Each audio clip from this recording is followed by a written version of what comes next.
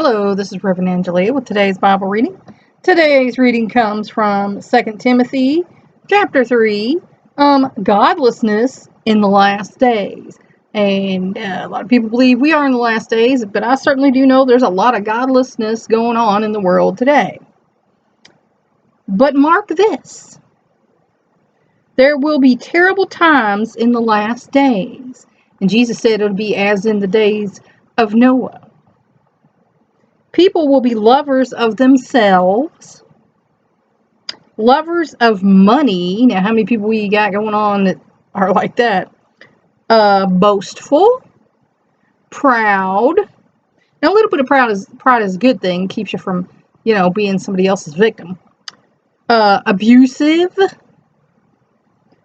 disobedient to their parents. And, we can get into that, but we're not going to get into that because, that's not one of my child psychology lessons. Ungrateful, unholy, without love. Okay, if you believe God is love, and Jesus said, love thy neighbor, and if you're without love, then you're not walking in Jesus' footsteps, are you? Unforgiving, slanderous, without self-control, brutal, not lovers of the good,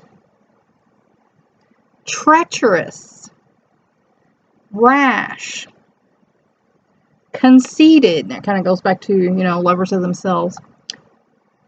Lovers of pleasure rather than lovers of God. I mean, you can't be a fleshly person and also be a lover of God. We're all sinners. None of us are perfect, and we're never going to be perfect. And we all have to answer to God. We have our own reasons for doing things. But again, if you're out, having immoral sex with everyone you pass, you're living for sensual pleasures, not for God. Having a form of godliness, but denying its power. And I know some people who are atheists, but they consider themselves good people because they're good. They do good to their fellow man. So I think that's what he's talking about here, having a form of godliness, but denying its power. Have nothing to do with them. They are the kind who worm their way into homes and gain control over weak-willed women and men. Back again to the sexism of the day. But, there are a lot of sheeple, weak-willed people who, these people with their own agendas lead them astray because they're not thinking for themselves.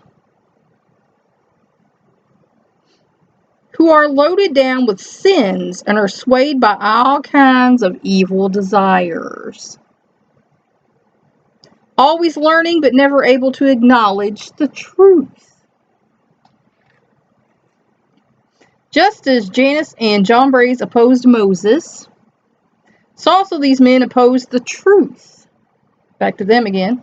Men of depraved minds, who, as far as the faith is concerned, are rejected. Remember, Jesus said, in the end time, when people come before him, they're going to be saying, Lord, Lord. And he's going to say, depart from me, for I knew you not.